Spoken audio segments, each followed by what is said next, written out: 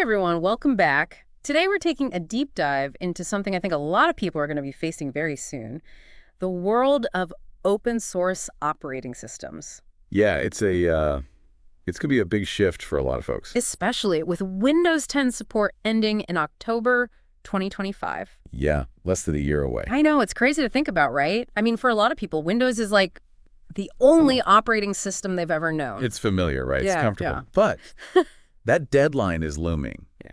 And what happens when those security updates stop? That is the question, isn't it? I mean, I know Microsoft is offering extended updates, but Belated. they're not exactly giving them away. No, not exactly. We're talking $30 a year for individuals and for businesses. Get this, $61 per device. And that price doubles every year, Yeah. So you can see how this is going to add up really quickly. especially for businesses with a lot of devices. Exactly. So this whole situation, it kind of forces us to take a step back and think, okay, what are our options here? Right.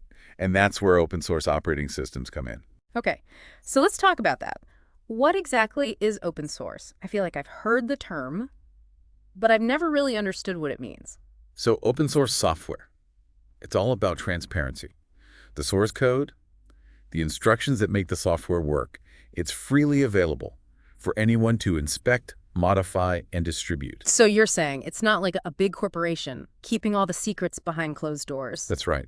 With open source, you can actually see what's going on under the hood. So I'm not just taking someone's word for it. I can actually see for myself what's in the software. You got it. And that leads to a lot of benefits.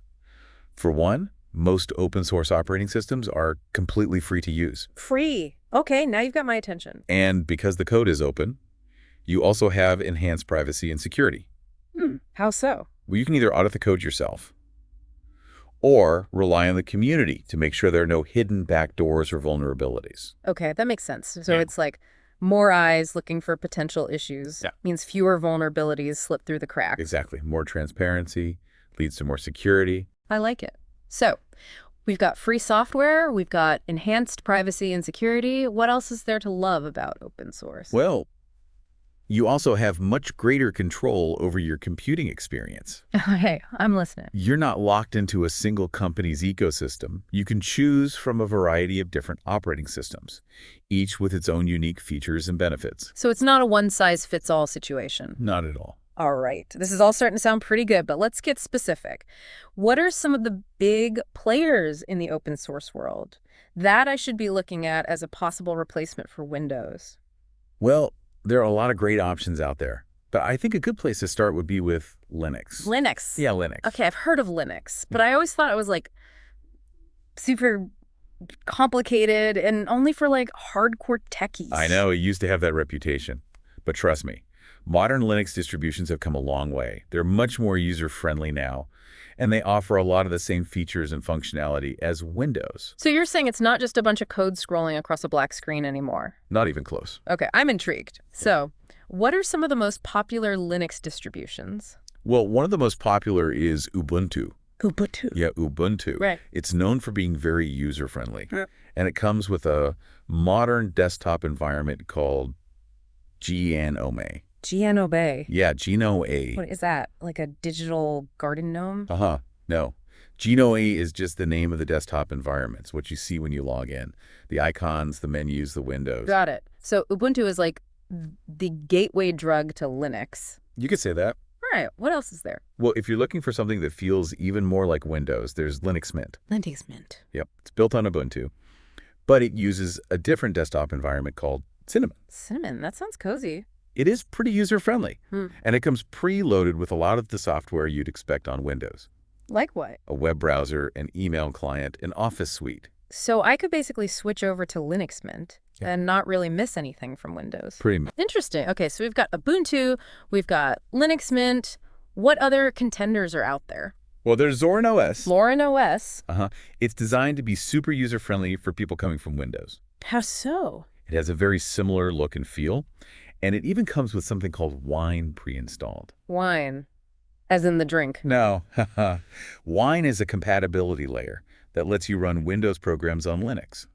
Hold on, so you're telling me I can run my favorite Windows programs on Linux? Yeah, a lot of them. That's pretty amazing. It is.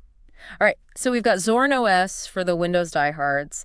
What about for the more adventurous types, the people who like to be on the cutting edge? Well, for them, there's Fedora. Fedora. Yep. It's known for being very stable and secure, and it always has the latest and greatest software. So Fedora's for the early adopters? Exactly. Cool. What else? Well, there's one more I wanted to mention, Elementary OS. Elementary OS. It's known for being very beautiful and minimalist, and has a strong focus on privacy. So Elementary OS is for the design conscious. You could say that. All right, so we've got a lot of great options here.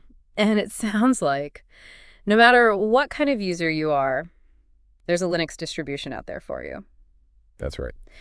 Well, I'm definitely feeling a lot less intimidated by open source now. You've given me a lot to think about. So where do we go from here in our deep dive? Let's talk about how to actually choose the right distribution for you. Sounds good to me. And then we can talk about how to install it and get started. Perfect. Stay tuned. Yeah, choosing a distribution. That's probably the first hurdle for most people. Yeah, it's a little overwhelming, to be honest. It's understandable. There are just so many options. There are. And they all seem kind of similar on the surface. Yeah, they all kind of fall under the umbrella of Linux. But they each have their own little quirks and nuances. Right. So how do we even begin to narrow it down? Well, I think a good starting point is to think about what you actually use your computer for. Okay, that makes sense. Are you mainly browsing the web, checking email, doing some light work?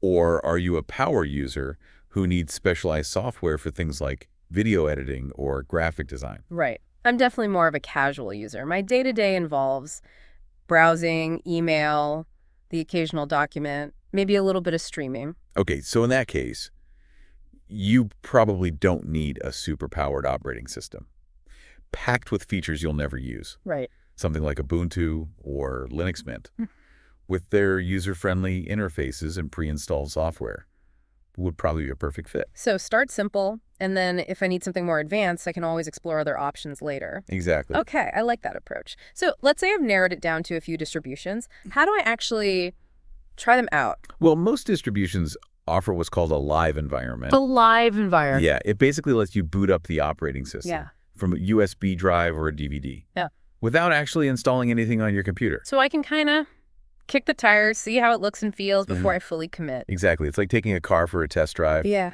I like it.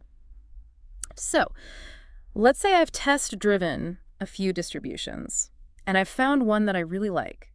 How do I actually install it on my computer? Well, most distributions have graphical installers these days. They walk you through the process step by step. It's pretty straightforward. So I don't need to be a coding whiz. Nope, not at all. That's good to know. What about all my stuff? My files, my settings, my applications? Do I have to start from scratch? Not necessarily. There are tools and resources that can help you migrate your data from Windows. Oh, okay. So it's not like I'm losing everything. Not at all. That's a relief. Okay, so I've got the installation covered. What about compatibility? Will my printer work? Will my other devices work? That's a common concern. Yeah. But honestly, Linux has come a long way in terms of hardware compatibility. Most modern computers, printers, and peripherals work right out of the box. Okay, that's good to know.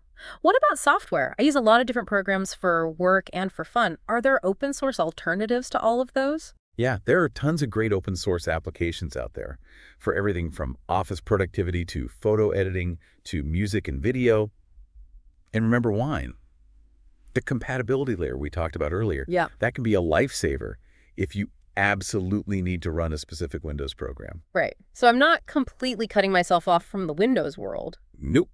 You can still access a lot of the same software, either through open source alternatives or through Wine. That's good to know. I think one of the things that's been holding me back from trying Linux is this fear of like being on my own. Like if something goes wrong, I don't have anyone to turn to. I understand that. But the beauty of open source is that you're never really on your own. How so? There's a huge community of people out there who are always willing to help. Really? Oh, yeah. There are forums, wikis, documentation pages, all sorts of resources. It's like crowdsourced tech support. Exactly. And because it's a community driven by passion, you often get much more personalized and in-depth help than you would from a traditional call center. That's pretty amazing. So I've got this whole community of people who are basically rooting for me to succeed. That's right. Wow. I'm starting to see this whole open source thing in a whole new light. Good. I'm glad to hear that. It's not just about the software. It's about the community. Exactly. It's about a shared philosophy of collaboration and openness. And freedom. And freedom, It's yes. pretty inspiring, actually. It is. So, let's say I'm ready to take the plunge. I'm ready to embrace the open source world. Where do I even begin? Well, the first step is choosing a distribution that aligns with your needs and preferences. Right. We've talked about some of the popular ones, Yeah. but there are many others out there. Yeah. And a good way to start narrowing it down is to visit the websites of the distributions we've discussed. Most of them offer screenshots, videos, even virtual tours of their desktop environments. Oh, wow. So I can basically window shop for operating systems Ah. from the comfort of my own computer. Exactly. That's pretty cool. And then, once I've narrowed it down, you mentioned that I can download a live version to actually try it out. Yep, you can boot it up from a USB drive or a DVD. Yeah. To see how it looks and feels without making any permanent changes to your computer. Okay, so it's like a test drive. But for operating systems... That's a great way to put it. I like it. All right. So let's say I've found a distribution that I love, and I'm ready to take the plunge. What kind of support can I expect? I mean, with Windows, you've got those toll-free numbers and online help centers. Is it the same with open source? Well, it's a little different, but in many ways, it's even better. Really? Yeah. Remember that global community we talked about? Yeah. Those folks are your tech support. There are countless online forums, wikis, documentation pages where you can find answers to almost any question you might have. So it's like crowdsourced tech support. You got it. And I'm guessing, because it's a community driven by passion, the help is probably pretty good. Oh, yeah. You often get much more personalized and in-depth help than you would from a traditional call center. That's pretty amazing. So if I'm ever having trouble with my open source operating system, I can just hop online. And there's a whole community of people out there who are ready and willing to help me out. That's right. That's a really good feeling. And it's not just about troubleshooting problems. These communities are also hubs for collaboration, innovation, Yeah? sharing ideas. So it's like Okay. a whole ecosystem Yeah, built around this shared love of open source software. exactly. At the beginning of this deep dive, I have to admit, I was a little skeptical. Open source seemed kind of intimidating. I get it. But now, after talking to you and learning more about it, I'm actually really excited about the possibilities. That's great to hear. It feels like a whole new world is opening up to me. It is a whole new world. And the best part is, it's a world that's constantly evolving Yeah. and improving. Well, I'm definitely ready to dive in. Thanks for being such a great guide. It's been my pleasure. And for everyone listening, I hope this deep dive has given you a better understanding of the world of open source operating systems. And maybe, just maybe, it's inspired you to give one a try. It's a great alternative to Windows. What happens after Windows 10? Yeah. Microsoft's ending support in 2025. Right. And while Windows 11 is out there, not every computer can actually handle the upgrade. For sure. I know I've got an old laptop that's feeling a bit left out. It's a real problem for a lot of people. Yeah. A recent study actually showed that as of late last year, 2/3 of Windows users were still on Windows 10. Wow. It's not even just about resisting change. Right. Windows 11 has some really strict hardware requirements, I've heard that. especially when it comes to security features like TPM 2.0 and Secure Boot. Secure boot, I've seen that term. Yeah. But to be honest, I've never really understood what it means. So think of Secure Boot like a digital bouncer standing guard at the entrance to your computer. Okay. It checks the digital signatures of every piece of software Oh, wow. that tries to load up during startup. So it's checking to make sure that everything's legit. Yeah, making sure they're legitimate and haven't been tampered with. Interesting. It's designed to block malware Okay. from hijacking your system right from the Good. start. That makes a lot more sense now. Good. So older machines that don't have these features are basically out of luck when it comes to Windows 11. Very much. So what are people supposed to do? Just buy a whole new computer? Well, buying a new computer is always an option, of course. Right. But there's another path Okay. that's gaining a lot of traction, Okay. especially for people who value flexibility Hmm. and, frankly, want to avoid those hefty software licensing fees. I can see that. Have you ever considered the world of open source operating systems? Open source. I'll admit, I've always been a bit intimidated by that term. Yeah, It sounds very like, hey, techie. I get it. Like you need a computer science degree to even understand it. There's definitely a perception that open source is only for hardcore techies. Yeah. But in reality, open source operating systems have evolved dramatically in recent years. Really? They're sleek, Okay. user-friendly, Huh. more than capable of handling everyday tasks for the average user. Okay. And the beauty of open source is that it's built on a foundation of community collaboration and transparency. Okay. The source code is freely available for anyone to inspect, modify, and distribute. So it's like a giant potluck dinner. Yeah. Where everyone brings their best dish to the table and shares the recipe. That's a great analogy. I like that. And for you, the end user, this means a few key things. Okay. First off, you're not locked into any one company's ecosystem. Right. You have the freedom to choose your software, Okay. customize your experience, Uh-huh. and even contribute to the development if you're so inclined. So no more being at the mercy of those dreaded forced updates. Exactly. That alone sounds pretty tempting. And then there's the cost factor. Yeah, that's always a big one. Open source operating systems are completely free to use. No more expensive licenses to worry about. Free. My ears just perked up. Yeah. Are we talking like free trial free, or are we talking actually free? Actually free. You can download, install, use, and even distribute these operating systems without spending a dime. Wow. Think about how much money you could save over the lifetime of your computer by ditching those Windows licenses. I mean, that's a lot of money. It is. Okay, you've got my attention. Good. But let's be real. Sure. Isn't there a trade-off somewhere? Potentially. Like maybe open source systems are less user-friendly Mm-hmm. or lack the polish of commercial software? That's a fair concern. Yeah. And it might have been true a decade or two ago. Okay. But honestly, the user experience of modern open source operating systems has come a long way. Okay. Many of them have intuitive interfaces, easy to use installers, Okay. and vast software repositories where you can find wide range of applications to meet your needs. I'm starting to see the appeal here. But switching operating systems just sounds like a big leap. Yeah. Would I still be able to use all my old files and programs? What about things like compatibility with printers and other hardware? Those are all important considerations. Yeah. And we'll dive into those specifics in a bit. Okay. But first, I want to highlight a couple of the most popular open source alternatives Okay. that are making waves as viable Windows replacements. Okay. Linux Mint and Zorin OS. Okay. Have you heard of either of them? Linux Mint rings a bell. Okay. I remember seeing it mentioned in some tech articles, but I never really looked into it. Yeah. What makes it stand out? If you're looking for a smooth transition from Windows, Okay.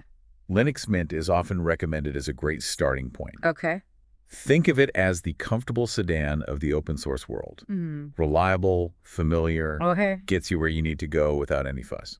Okay, so Linux Mint is the easygoing, user-friendly option. Pretty much. What about Zorin OS? What's its claim to fame? Zorin OS takes a different approach. Okay. It's all about style and a modern user experience. Imagine the sleek lines of a sports car Okay. combined with the intuitive design of a smartphone. Interesting. It's designed to be visually appealing and responsive, Okay. a bit like macOS, Yeah. but without the Apple price tag. Ooh, that sounds intriguing. Yeah. So we've got the comfy sedan and the stylish sports car. I'm already starting to see how these could appeal to different types of users. Yeah. But before we get too far ahead of ourselves, Yes.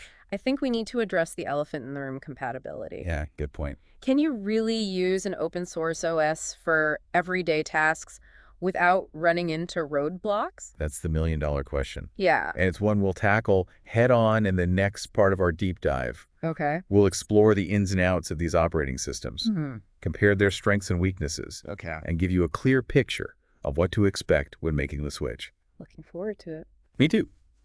Welcome back to our exploration of open source operating systems as potential Windows replacements. Yeah, it's been really fascinating so far. It is, isn't it? We talked about the overall benefits of open source. Right. And we introduced two promising contenders, Linux Mint and Zorin OS. Yeah, those are good ones. I'm eager to dive a bit deeper into each one. Of course. See what they're all about. Absolutely. Let's start with Linux Mint, Okay.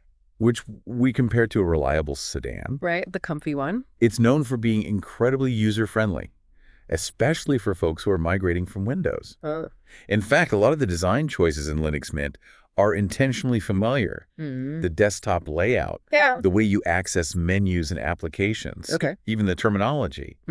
It all feels very Windows-esque. So if someone's worried about a steep learning curve, Right. Linux Mint seems like it would ease those fears. Definitely. It aims to make the transition as seamless as possible. That makes sense. And beyond the familiar interface, Linux Mint comes packed with a robust set of pre-installed applications. So you can hit the ground running. Yeah. What's included in that? You've got LibreOffice for all your productivity needs. The open source Office suite? Exactly. A variety of media players, Okay. image editors, Nice. and even some games to get you started. Okay, so you can have some fun too. Exactly. That's great. But what about those essential programs Right. that people rely on every day? Sure. Like, Yeah. Photoshop for photo editing or specific industry software? That's where things can get a little tricky. Okay. While there are excellent open source alternatives for many popular programs, Right. some specific applications just don't have direct counterparts in the Linux world. So you might have to do a bit of research, Hmm. see if there's a suitable replacement. Exactly.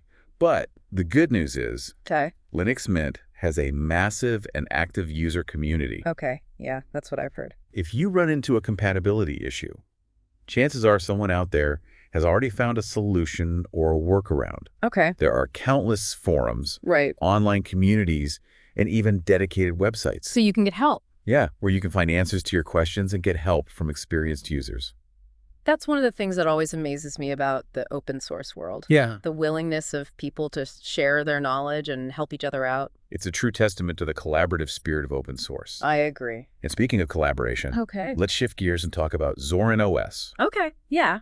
which we liken to a stylish sports car. The slick one. Zorin OS places a strong emphasis on visual appeal Right. and a modern, streamlined user experience. It's the one that aims to give macOS a run for its money. Precisely. Okay. It's got a sleek, polished interface with customizable desktop layouts, Mm.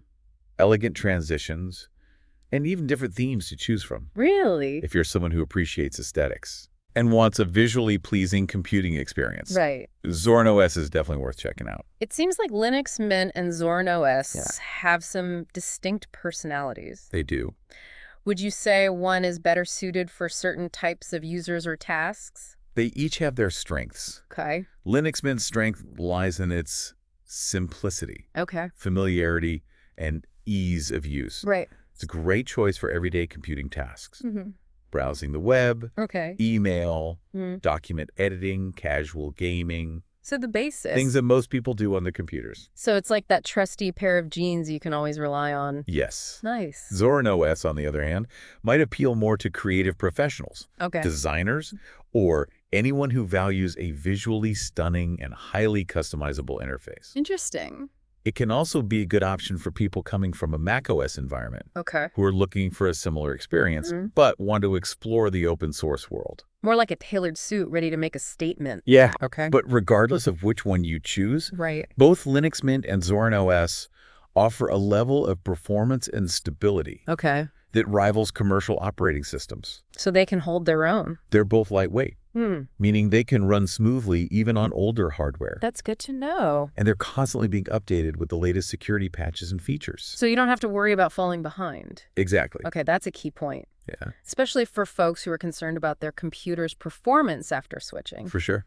Now, we've talked a lot about the user experience and features, We have. but let's talk about the elephant in the room, Yeah, compatibility. right. Can you expand on how these open source ONEs handle compatibility Of course. with existing Windows programs and files? Absolutely. Let's start with files. Okay. The good news is that both Linux Mint and Zorin OS are designed to seamlessly handle a wide variety of file formats. Okay. You can easily open, Hmm. edit, Okay. and save documents. Free Oh. spreadsheets, Okay. presentations, Hmm. images, Yeah. and even videos created in Windows programs. So no more worrying about transferring files or losing data when making the switch. That's right. That's a huge relief. Now, when it comes to programs, Right, that's the big question. it's a bit more nuanced. Okay. Many popular applications like web browsers, Right? email clients, Okay. and media players Hmm. have cross-platform versions that work perfectly fine on Linux. So you don't even have to give those up. Not at all. Okay. You might even find that the open source alternatives are superior Really? in terms of features and performance. So you could end up with a better web browser or a more efficient media player. Absolutely. Interesting. But for some specific Windows programs, Right. especially those that are highly specialized Mm. or tied to a particular hardware device, Yeah. you might need to explore alternative solutions. So there might be some workarounds. Yeah. Like what? Well, one option is to look for an open source equivalent Okay. that offers similar functionality. Right. There are often surprisingly good alternatives out there. Okay. Another option is to use a compatibility layer, like Wine. Wine, like the drink. Yes, it's a play on words. Okay. Wine stands for Wine is not an emulator. Got it. It's a bit technical. Okay. But basically, it acts as a bridge between Windows applications and the Linux system, Oh. allowing them to communicate and function relatively seamlessly. So it lets them talk to each other. Yeah, in a way. That's pretty impressive. So even if there's no direct Linux equivalent, Right. there's a good chance you can still run your essential Windows programs. Exactly. Yep. And the final option, Okay. which we haven't discussed yet, Okay. is dual booting. Dual booting. I think I've heard that term before. Have you? Yeah, vaguely. I'm not really sure how it works, though. Dual booting is essentially like having two separate operating systems installed on your computer. Oh, interesting. Think of it like having two apartments in the same building. Oh, okay. You can choose which one to enter, depending on what you need to do. Okay. So you could have Windows installed on one partition of your hard drive Okay. and Linux Mint or Zorin OS on another. So you could switch back and forth between Windows and Linux, Exactly. depending on your needs.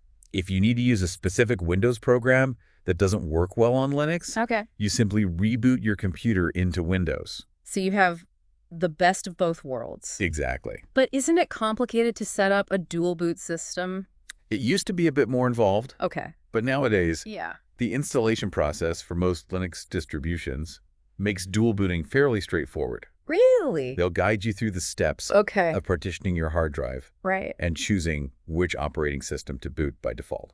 That's reassuring. It's gotten a lot easier. So to sum it up, even though compatibility can be a bit of a consideration, Yeah, there are ways to handle it. for sure. Whether it's finding open source alternatives, Right. using a compatibility layer, or setting up a dual boot system, you don't have to completely abandon your familiar Windows programs Right. to experience the world of open source. Exactly. And I think that's a key message Yeah. for anyone who's hesitant to make the switch. It can seem daunting. Can You don't have to dive in head first. Yeah. Take it slow. You can dip your toes in the water. tear it out. Experiment. See if it's the right fit for you. It's all about finding the right balance. Choosing the path that aligns with your individual needs and preferences. I agree. Now, before we wrap up this part of our deep dive, Okay. are there any other potential downsides or challenges Good question. that people should be aware of before making the leap to open source? Welcome back, everyone. Glad to have you back. We've covered a lot of ground in the last two parts. We have. We went from the end of support for Windows 10 to the idea of open source, explored those two alternatives. Yeah. Linux Mint and Zorin OS. Right. Two really popular options. And I'm feeling pretty optimistic about this whole open source thing now. That's great to hear. But in this last part, Right. I think we should talk about the practical stuff. The nitty-gritty. How to actually make the switch. Exactly. I'm sure some people are ready to go, Yeah. but might be a little scared about the process. I understand that feeling. Me too, to be honest. Yeah. Change can be intimidating, It can. especially when we're talking about our computer's operating system. Right. Something so fundamental. Yeah. But the process is much smoother. Okay. More user-friendly than you might think. Okay, that's good to know. Yeah. So where do we even begin? Good question. What are the steps to move from Windows to an open source OS? The first step is choosing the best distribution for you. Right. Linux Mint or Zorin OS. Exactly. We talked about those. We did. Linux Mint is great for ease of use, a straightforward transition. Zorin OS, if you want something visually appealing. Right. That modern look and feel. So once you've picked your distribution, what do you do next? You'll need to go to the official website Okay. and download the installation image. Okay. It's usually an ISO file. An ISO file. Okay. It's essentially a digital copy of the operating system. So once I download that ISO file, what do I do with it? You'll create a bootable USB drive Okay. or a DVD using that file. Like burning a movie to a DVD. Exactly. Okay. I can handle that. Yeah, it's basically making a portable version. Is that something a regular person can do? Oh, absolutely. Okay. There are lots of tools available online Okay. that can guide you through the process. Hmm. Most of them are super intuitive. Okay. You just Select the ISO file, Okay. choose your USB drive, Right. and click a button. I think I can handle that. Good, good. So once I've made my bootable USB drive, what next? It's time to restart your computer Okay. and boot from that drive. This might require you to adjust your BIOS settings, Oh, the BIOS. which sounds technical. Yeah, a little. But usually it's just pressing a specific key during startup Okay. to access the BIOS menu. I've seen that BIOS screen flash by a couple of times. Yeah, It looks a little scary, I know. but you're saying it's not that bad. No, not at all. Okay. Most computers have user-friendly BIOS interfaces these days, Okay. and every Linux distribution has those instructions on their website. So they walk you through it. They do. So once we boot from the USB drive, then what? You'll see what's called a live environment. A lies environment. Yeah, it's a temporary version of the OS running directly from that USB drive. Okay. You can test it out. Like a test drive. Exactly. Okay. You can see if it's compatible, get a feel for the interface before you install it. And if I like what I see, Yes. I can proceed with the installation. Right. And the installer is usually very straightforward. Okay. Guides you through it step by step. Okay. You'll choose your language, Right. keyboard layout, Okay. and how you want to install the operating system. So there are different ways to install it.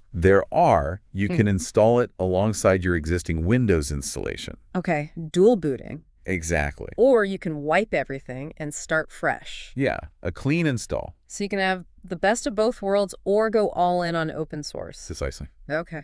It depends on what you need. And once the installation's done, you just restart. You reboot your computer, Okay. and you're greeted by your new open source desktop.